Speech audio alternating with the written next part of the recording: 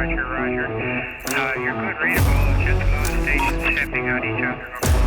Roger, you're good, readable. What's going on, everyone? This is Sergeant First Class Ellis Noto with the Indiana National Guard, back again for another edition of the Lima Charlie podcast. I'm joined by my co-host, Sergeant First Class Robbie Schweitzer, and we're here today with the Holistic Health and Fitness team. Did I say that right? Yes. Awesome. Could you guys introduce yourself? Tell us what your MOS is, what you do here in the Indiana Guard. So I started off as 11 Bravo and currently hold 2 MOSs. I got 11 Bravo and 19 Delta, so 2 combat MOSs. Been doing it for 20 years now. Okay. AGR for almost getting to my 18-year mark. So, And could we get your name? yes, it's a Sergeant First Class Jason Knies. Forgot about that part. It's all right.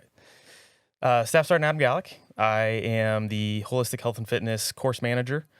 So I've been down there for a little over 3 years now. Been in the Guard for about 20 years, just slightly less. AGR for, I lost track, 6, 7, something like that now. But I manage all of our kind of instructional courses. So Life Fit course, our H2F clinic, things like that. That's pretty cool. And then yourself, ma'am? Yes, so I'm Crystal Wray. I am one of the strength and conditioning coaches in the H2F team, and I've been with the team for 4 years now. That's pretty cool. Now, you guys have mentioned your AGR and you're obviously your full-time, civilian. What is your background in personal fitness and things like that? Fitness training. So for me, it started probably back in 2012 or 2013. I went to Master Fitness Trainer. Did some work at the brigade level at 76th, helping train guys there, and then got pushed off into what they called the Division Life course, which was like the precursor to Life Fit and some other courses that we put on. And then after that, kind of fell into the Life Fit course manager, which he was in right now, in 2017. And then that was pretty much my background of like getting into the whole fitness realm. That's pretty cool. How about yourself? What's your background in this? Yeah, so 2004-ish, right before I went to basic training, decided to fail PT test. So started off strong on the strength conditioning good side. start. Yeah. But yeah, so through basic and over the years and everything, different units I spent time at, I realized how important physical fitness, strength conditioning really are. Of course. And so then in 2018, went to the Master Fitness course because heard about this new H2F program. Indiana was kind of at the forefront of it, and there were some AGR spots available for H2F cadre. And then realized that Master Fitness is really just kind of the step into the door, so to speak, and working with the coaches, for 3.5 years now, have gone far and beyond what what the 2 weeks of Master Fitness really touched on.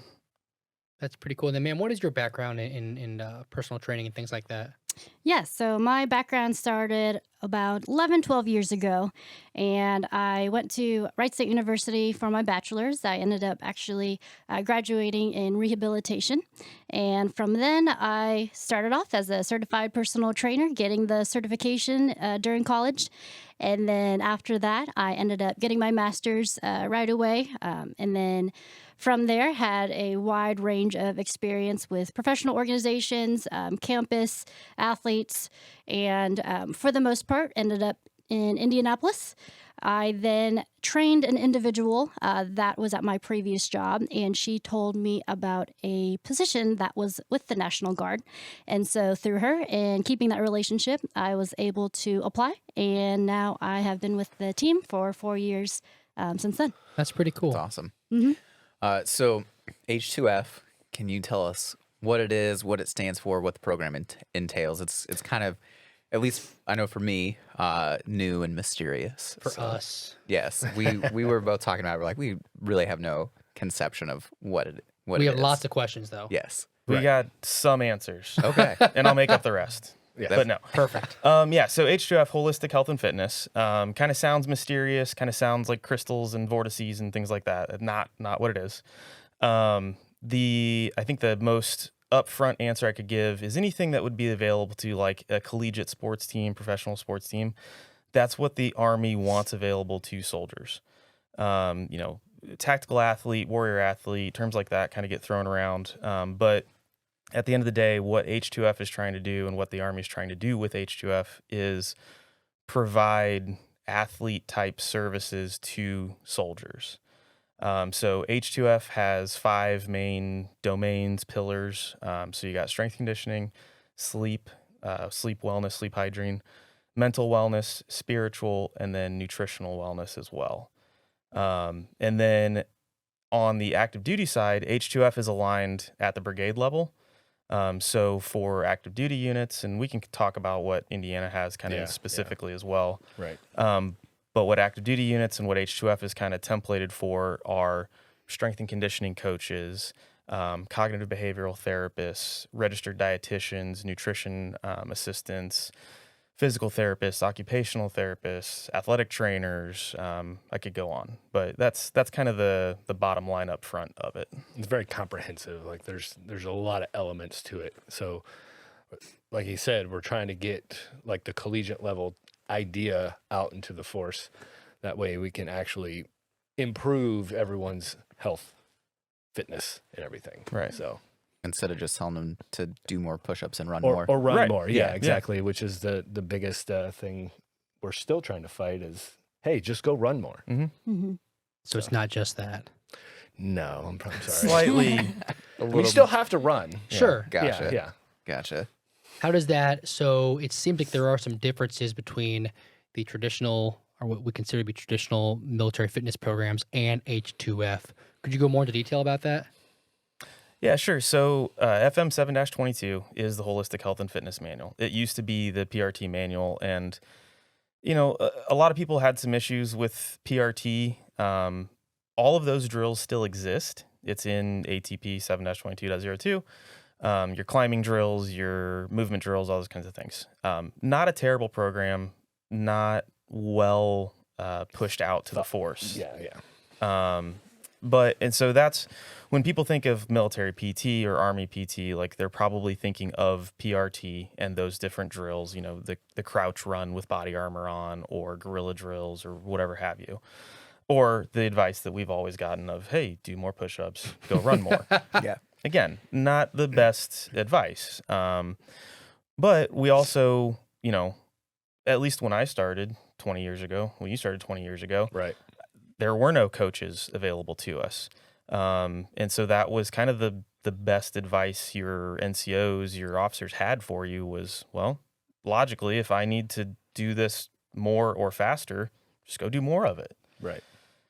With talking to the coaches and everything that I've learned from them over the years, it's a lot deeper to that. For example, would you like to get faster at your 2-mile or 5-mile run? You need to run slower. You can run more, but run slower. Right. And we can, contact us on Instagram or H2F down there at Camp Atterbury, and I'll explain more there. That's the mysterious part. Right. Got We got to keep it a little mysterious. Exactly. Right. Because otherwise they won't come to you. No. Right. Right. So you mentioned diet, right? Diet, nutrition. So anybody can field this answer. How is that playing a role in our overall fitness? I think that's a Crystal question there. That's what I was Sure. going to guess. but- Crystal. Yes, so I believe nutrition does play a huge role, not only in your daily lives, but also as a performance. So when you as a soldier, you are expected to go from 0 to 60, and your energy is what is your baseline. It is what fuels you already. So being able to get a good grasp of that, being able to understand just a foundation is very important on that end. So when we're talking about, the energy systems, when we're talking about what you need to do, food, you have to eat every day. Food, there's different sources, there's different ways, and even more now than ever, it's conveniency is what falls in our lap. So we try to distinguish what are whole foods, what are foods that grow from the ground, why are these important, versus, what are some things that are more appropriate for short term, or what do you need right before you do an ACFT. So there's a big spectrum of nutrition. There's lots of diet fads out there. Provide good temporary solutions, however, just not a very long-term positive solution. Gotcha. And that's the kind of information that if a soldier reached out to you, that you'd be able to walk them through a little bit more in depth, right? Roger. Yep. 100%. And can they tailor those questions to what their end goal is? Like, so let's say they're training to do an ultra marathon. Like, would you be able to give them a little bit more than somebody that was just wanting to pass their ACFT? Yes, absolutely. So our services, we provide one-on-one especially, and whether now we can also do it virtually too as well. So it's not just, hey, come to Camp Atterbury or come to one of our locations. We serve the whole state of Indiana. So then we are able to answer a few or ask a few intake questions, and then from then gather information, gather health history, what's your experience and what you've been doing, what have you been trying to do, what has worked. So we go through a series of questions just to help to get to know you better. We really just kind of peel back, the tougher questions and really try and get personal with you. Gotcha. So that, I think that is one thing that a lot of individuals don't recognize, is that we do care, and we want to be able to get to the root cause of what is causing you pain, what kind of nutrition are you doing on a daily basis, and then tie in all aspects of H2F to be able to help provide you the best solution. And we'll do that through trial and error, make sure that we are holding you accountable too as well. So it goes both ways. So communication here and there makes the engine go. Awesome. Accountability is that big piece, right? Yes. I think. Oh, sure. So you're saying that, like, if you design a program and then somebody doesn't adhere to it, they're not going to see progress or success? Not normally, no. Okay. So it's like Okay. one of those things, Yeah. like, if no one's holding you accountable, Right. then it's kind of difficult. So Yeah. But it sounds like it's so much more, as we've kind of touched on a few times, than just saying, hey, do more, whatever, right? We're going to see what that person's goal is, like Sergeant Schweitzer had said, and then tailor it and then hold them accountable for helping them, achieve their own goals. There are 5 pillars of H2F, right? Right. Could you walk us through what those 5 pillars are and how they contribute to a overall fitness regimen? Yeah. Go ahead. So you got the mental aspect Okay. of H2F, and spiritual, which is a really big one that I think we miss on a lot of times through just the overall, just trying to figure out how to communicate that to everybody, because not everybody believes in one thing or the other. Right. So sleep is another big one that people neglect a lot, especially in the Army, because I know when I went through, it was like you were allowed 4 hours of sleep, and that's all they gave me. Non-continuous. Right. Yes, exactly. So, studies show anywhere from 6 to 8 hours of sleep is ideal, but then, sometimes that doesn't always happen in the field, right? Right. So, my mind's blanking. So spiritual and mental, we Yeah. talked about. Nutrition. Nutrition. So our other, Oh, yeah, it's a big one. Yep. Physical. Physical, so strength conditioning, that type of thing. Yeah. And then you have the 5th one that I'm blanking on as well. See? Yeah, Crystal, see? you want to contribute? What is the 5th pillar of H2F? So you have spiritual, you have mental, you have sleep, nutrition, and physical. Physical. That's it. Yes. Gotcha. Physical, the most important one. Yes, exactly. Well, I try to the sleep thing is really big for me. Yeah. Because I think sleep, like I said, is one of the biggest neglected aspects of the H2F, especially out in the field, and trying to get commanders to be like, hey, you guys need some sleep, because if they're not sleeping well, then they're not going to perform.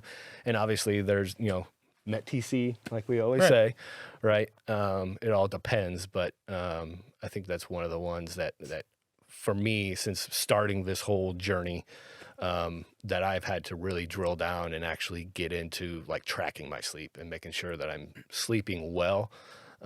So, yeah. You had mentioned when we were talking before the episode started, sleep hygiene. Could you go into that a little bit? Because I know that's kind of a newer yeah. concept, especially for people in the military, right? Right. So the big thing with sleep is like trying to establish some kind of routine, right? So any type of routine, like most people have routines where they get up, they eat breakfast, They get dressed, they take a shower, that kind of thing, right? Hopefully but they not don't, in that order. well, yes, right, yeah, not in that order. But there should be a routine when you're trying to go to sleep, right? So the things that I've seen and kind of read and studied, you want to kind of create a routine before you go to sleep. So like 2 hours before, right? 2 hours before your actual time that you are going to go to sleep, kind of make your house as dim as possible, and try to turn off like all electronic items and stuff like that. Because we all know or heard of blue light, Right. It's supposed to kind of mess up your circadian rhythm and stuff. So basically what you're trying to do is reset that circadian rhythm. I always say, me personally, I tell people to kill their TVs because I'd say probably about 90% of people have a TV in their bedroom, which isn't the most conducive thing. Because what do you do when you get into your bedroom? You usually turn on the TV and then you fall asleep, right?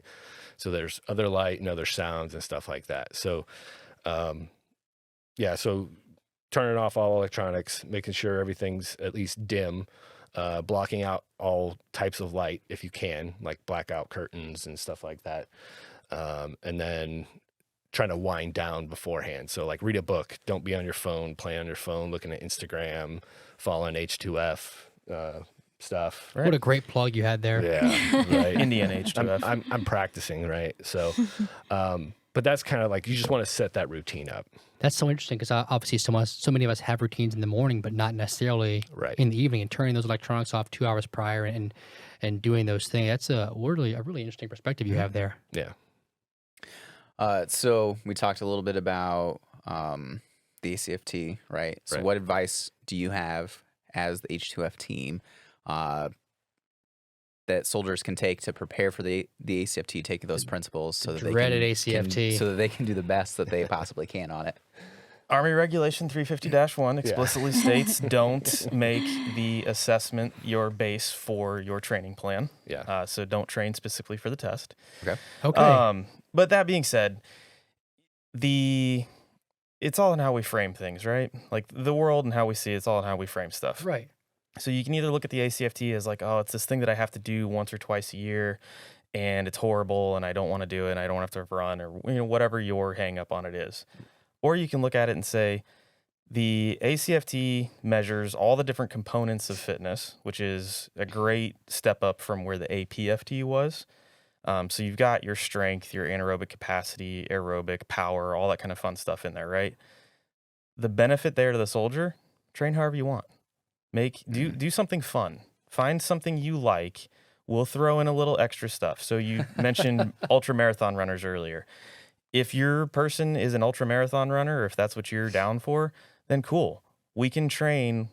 Go do your ultra marathons, run slower, right? Call us about that. I'll tell you all about it. But there's a couple little things that we can throw into your training plan weekly, monthly to help you pass the standing power throw or help you work on a little bit of strength, which, hey, by the way, some strength training will also help you on your ultra marathons. Same thing where I think most of our soldiers are these days. They're mostly in that I want to be big and strong and muscular world. Mm-hmm. Well, and the hill that I'll die on, well, I won't die on this hill because I'll be able to run up and down it real easily. But aerobic training will, if done correctly, make you stronger. It's all about, one of the biggest things that I've learned from the coaches and reading different books and research while I've been down here is you're not necessarily chasing weight on the bar or speed on the road, speed on the track, whatever. You're chasing the ability to recover. And that's really where sleep comes into play, because that's one of the biggest things in recovery is being able to sleep well. Same thing with nutrition. You have to fuel your body correctly, one, to be able to perform, but two, while you're sleeping, your body needs those nutrients to help recover those muscles. Having a higher aerobic capacity will help you recover faster. Specifically, it'll help all your energy pathways and everything recover those systems quicker so you can lift heavier weights faster and more often in the gym. So that's the short version of aerobic training makes you stronger.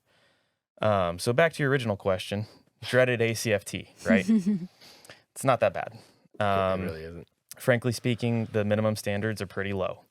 And if you're rolling your eyes at me out there right now, come talk to us, because the power throw, for example, there's a certain population in the Indiana Guard and really in the Army that we've dealt with that really struggled with the power throw. If you're shorter in stature and a lighter weight person, you might struggle with that a little bit. I don't think we've had a single person come through one of our courses or like one of our 1-2 day training events that came to us failing the power throw and left failing the power throw. Oh, wow. Yeah. I mean, it's a technique thing. Yeah. It's a lot of technique. Absolutely. So there's things we can do. But what you need to work on for the ACFT is different than what I need to work on for the ACFT, which is different than what you need to work on. So that's really back to that FM 7-22. Yeah. H2F is supposed to be individualized, optimized, all that kind of fun stuff. And I like how there's two things you mentioned, customizing that approach and optimizing it for the soldier, but also not chasing how far you can push yourself, but how fast you can recover. Mm-hmm. Chasing that recovery, I've never heard that before, but that's so accurate. I mean, as I think about it, that's a great point you've brought up, which really leads into the next question of how has H2F impacted the military? What has your impact been? Because this is not really a new program, is it? Not an old program. Sorry, this is relatively new. What impact have you guys seen in the short duration of H2F? Where do I even start? Where do we even start with that? Yeah. At this point, I think I wouldn't say it's too new, and we've been doing, especially here in Indiana, we've been doing it for a while, right? So we transferred over from the AWC, which was the Army Wellness Center and stuff like that. I think, since all of the ACFT stuff came out, TAG back in the day was all over it. So we started really hounding on getting guys trained in a what am I trying to say here? Trying to get the force trained efficiently, right? And also with the quality aspect, right? So in that, I have seen from my side anyway, being from, going from the Life Fit down at Camp Atterbury and then heading back up to be a readiness NCO, I've seen guys squatting more. I've seen guys deadlifting and stuff like that. So that effect, I think, has come out from the whole inception of it, where people aren't just doing 2 miles of running and push-ups and sit-ups. So it's getting out in the field. It's kind of changing what they call the culture, right? It's what we're trying to do. Oh, yeah. You Crystal, you got anything?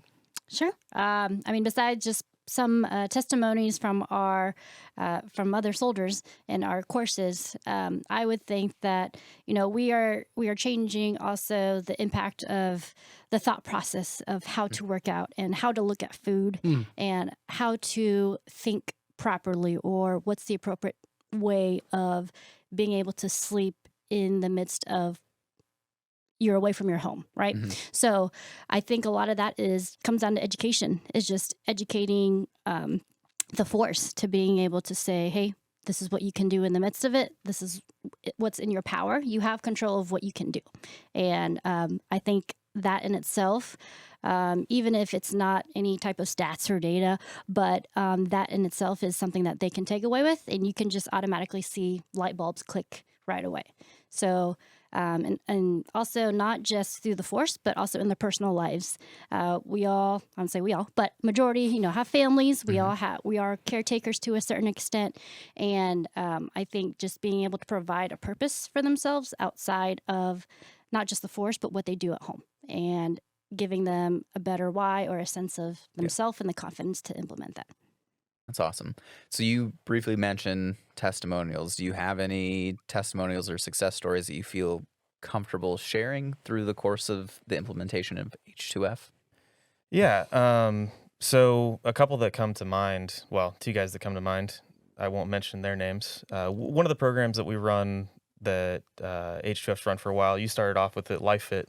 Everybody's probably familiar with that name, but if they're not, it's a 15-day course, 10-day phase 1, 5-day phase 2. about 60 days in between usually. And they come down to us and do strength conditioning, nutrition, all 5 pillars of H2F for about 10 to 14 hours a day. So they're pretty long days usually. Wow. One of my favorite stories, one of the best interactions, we had 2, let's call them lively characters through phase 1, couple summers ago. They come back to phase 2, and you could visibly see a difference in them. Now, the life fit population, we've had all sorts of soldiers and airmen come through it because we do have Air National Guard folks attend as well. But it's generally for if you're failing or flagged for PT or the body composition program, also known as height weight, for those of you that don't read the manual. Read the manual. So these guys were flagged for both PT and height weight, and they came back to us, and like I said, you could see a visible change in them. And I'm like, guys, what did you do? Tell me all about it. Like, one of the things we do for phase 2 is like, hey, what worked well, what didn't? Let's talk about it, right?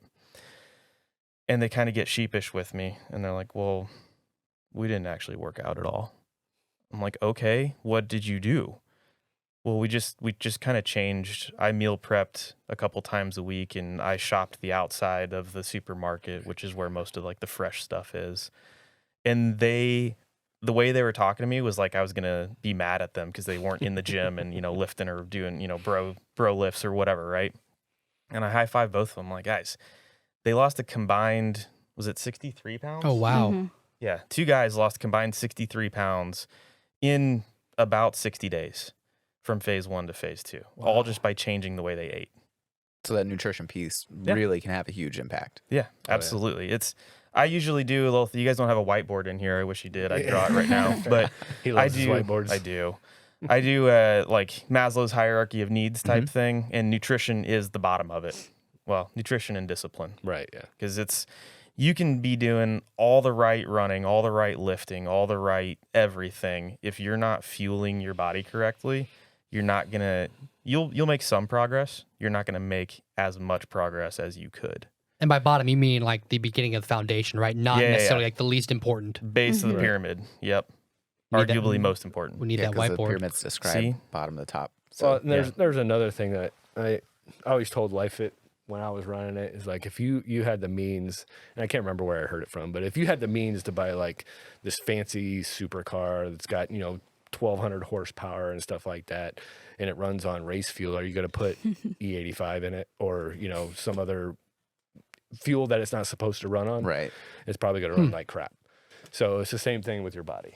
Yeah. You got to put the right things in to get the results you want out of it. All I can think of right now are my friends that are going to watch this, and they're like, Adam has no idea what Jason's saying. Okay, I don't do cars. So what about like you have an electric car like a Tesla? You don't want to put gas in it. Yeah. Makes Because sense. electricity. Yes. Yeah. Absolutely. Okay. Okay. Yeah. It won't run on gas. I believe you. Okay. I believe you. All right. We're Sweet. hitting all sorts of sciences today. That's Oh, right. yeah. Oh, I love it. See, we need a whiteboard. Yeah. How do you see the H2F program evolving in the future? Because like you said, it is new, right? And we are constantly adjusting and shaping. And what is its potential impact on future military programs?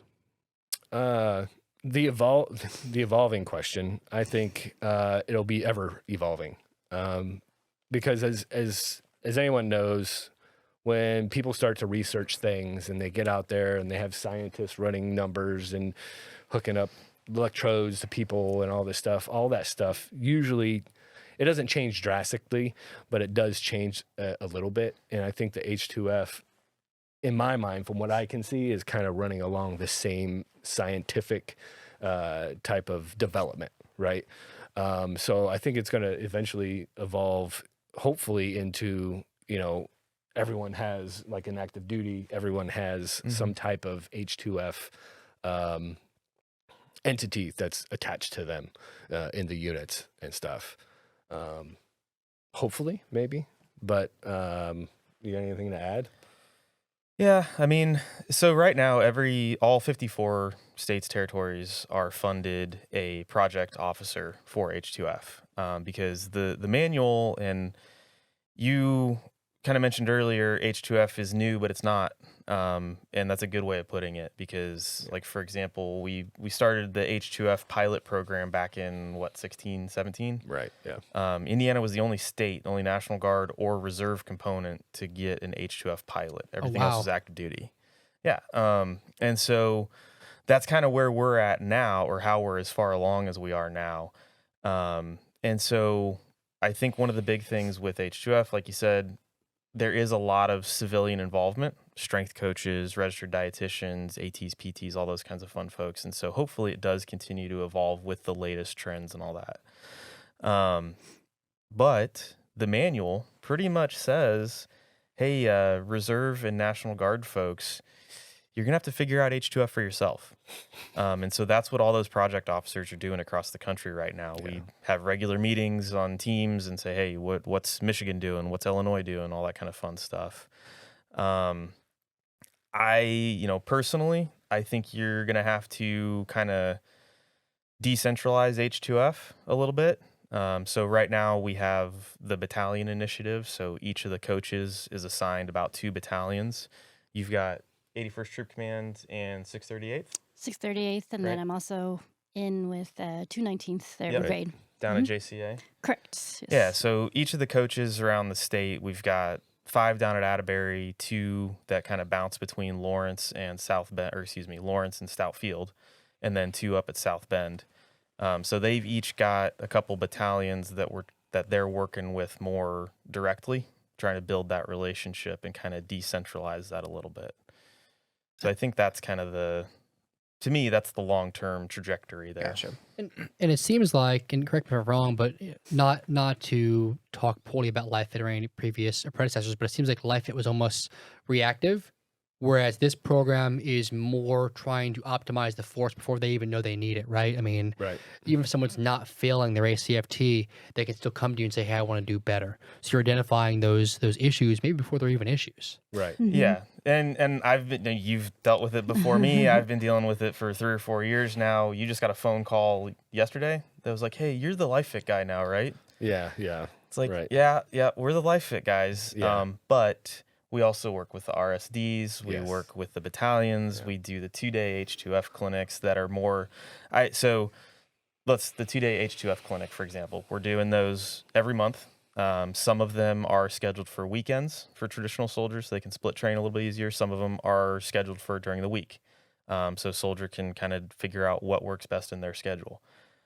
I don't have a training calendar for it. I don't have a 2-day by the hour training set. And so the way that we're running it is more of like a workshop clinic style. So if you have somebody that's high performing that wants to come out and learn how to do Olympic lifts or whatever, they can come and work with the coaches and kind of work on technique there. If you've got somebody who's like right on the edge, maybe they don't qualify for LifeFit, they're not a priority yet, but they're real close. They can come in and talk nutrition, how to, what do I need to do in the gym? Because that's a big one too, is gyms are scary. They're intimidating if you've never been in one. I was in that case at one point. I had no idea what I was doing. Yeah. So I don't have a training schedule for those 2 days. It's whoever wants to show up, whatever they want to learn. And then I have such great experts down there that work with us that I can just kind of throw them at a problem and be like, hey, this guy wants to do ultra marathons. That girl wants to do Olympic lifting. And these couple folks don't know what they want, but they want to be better at the ACFT and they want to come off their flag. And I'm like, go. And they execute. They kill it. And I think a lot too, what we do on our end, and you kind of mentioned reactive. Well, I think the other side of it is being proactive, and also a huge term that is common is injury prevention in many of our courses. So it's, that we can't necessarily prevent injury 100%. However, there are lots of factors, there are lots of things that we can help you out with, or if we see, red flags right away, we'll be able to help mitigate that. So we'll help minimize the injury prevention with that side of things. And also just with the future of H2F, I don't know if you said already, but we are a free service to service members. We did not mention that, no, yeah. Yeah, so I think that's definitely one advantage for our services, is that if you were to go out into a commercial gym, if you were to go out to probably, join a community and you end up paying a service or you end up paying a fee a month. Well, you add that up to, all right, now you have to find another specialty in rehab, or you have to find another specialty in nutrition. Those numbers are going to start to add up. And so when you add all of those numbers up, we're looking, more money out of your pocket versus a free service that we have on our campus. So I think the way for the future is that our name still hasn't been out there of what we do and in our impact, but the individuals that we are making impact with are definitely spreading and sharing that with others. That's so cool. So gym has come up a couple of times. I'm a soldier listening to this podcast. I don't have a local gym that I go to. Does the Guard have some options available for me as far as that's concerned? So yes and no. So like we got, so most of your armories are outfitted with some type of workout equipment, right? But we are going through, like you visited Tyndall this last week, to hopefully try to help provide guidance on what they should have in the gym, right? So we're actively working on it, trying to get every armory outfitted with oh, that wasn't bad. Hopefully get every army outfitted with the essential items that they would need for, to prepare for ACFT or just general fitness in general, Gotcha. Yeah, so Stoutfield Gym, Building 9, just got a huge renovation to it. There's a ton of new equipment over there. Super nice. ACFT standard turf, power racks, all kinds of machines. Jacob's ladder over there. That's my shout out. Do 10 minutes on that thing. It's a killer. Yeah. We have a facility down at Camp Atterbury. So there's the main post gym, MWR gym, but then we have our own facility there in Building 344 also. That's more for just H2F kind of specific training. It's open to all soldiers, dependents, family members, folks like that. So yeah, it's like you said, there's a few options. There's just not a one size fits all. So there's various, let's call them banking institutions out there that run certain programs that will give you discounts on gyms. The one in particular I'm thinking of, don't quote me on it, but they waive the 2-year contract. And it's like a reduced fee. So instead of like $35 a month, it's down to like 20 or 25 maybe. You can start and stop anytime type thing. And then of course, we have a training application through your phone. You can get it on the National Guard app that we should all have loaded on our phones right now. Of course. Right? Yeah. Of course. Yeah. But yeah, you can get on there. Soldiers have to contact like one of us to get put into the app, but it is free to them. And it's all training, individualized training from the strength coaches for that particular soldier. Gotcha. That's so cool. Yeah. Yeah. So if you don't have a gym that you go to, you can just say, hey, I have a rucksack at home and a 32-pound kettlebell or whatever you got, and write me a training plan for that. Or I have nothing. I have a tree that I can do pull-ups on and I can run. That's The big thing is like you can still train for the ACFT without equipment, right? So I think that's really important for people to understand that you don't have to, have a gym membership or anything like that just to get better at the ACFT. Like you said, there's other avenues of approach that we can get everybody in contact with the coaches and they can program stuff for them. But yeah, it's one of those things I heard a lot when the ACFT first came out. It's like, well, I don't have a gym membership. I'm like, okay, but like you have a rucksack. Can you put a rucksack on your back and do squats? Can you deadlift your rucksack? It doesn't take a lot. It does help. Yes, absolutely. But it doesn't take like a bunch of equipment. Bunch of formal equipment, because soldiers should be innovative, right? Yeah, absolutely. So, and that's a program that a lot of people pay a lot of money for, right? That customized training plan that is available as an amenity for our soldiers at no cost to them. That's pretty cool. Is the app also where they can find out when those clinics are happening that you mentioned? So the National Guard app, we have our calendar on there with the clinics and life fit dates and all that kind of fun stuff. And then you can it's linked to the other application that does the remote coaching and all that. Is that still the best way for them to get in contact with your team? Yeah, so Instagram, Facebook, Yeah. Indiana H2F, or you can, the official email, Indiana H2F ops @army.mil. That'll go to like both of us and a couple other folks. But yeah, we're one of those organizations that call us, email us, get a hold of us somehow. You know, nobody on our side is gonna, and I haven't had anybody out in the force either get upset with Right. contacting our office directly. We're kind of like education branch where it's like, Gotcha. we're here for Go the direct to soldiers. them, yeah. Just come talk to us. Awesome. That's pretty cool. Do you have, I guess, one final piece of advice you'd offer for a soldier who's looking to improve their personal health and fitness through H2F? What's one piece of advice that you'd offer them? Do something and eat whole foods. Eat whole foods and do something. There you go. I stole that from you. Yeah, you did. That's okay. There you go. No, that's, There's yeah, more. There's more. aerobic conditioning. It'll make you live longer, get stronger, be healthier.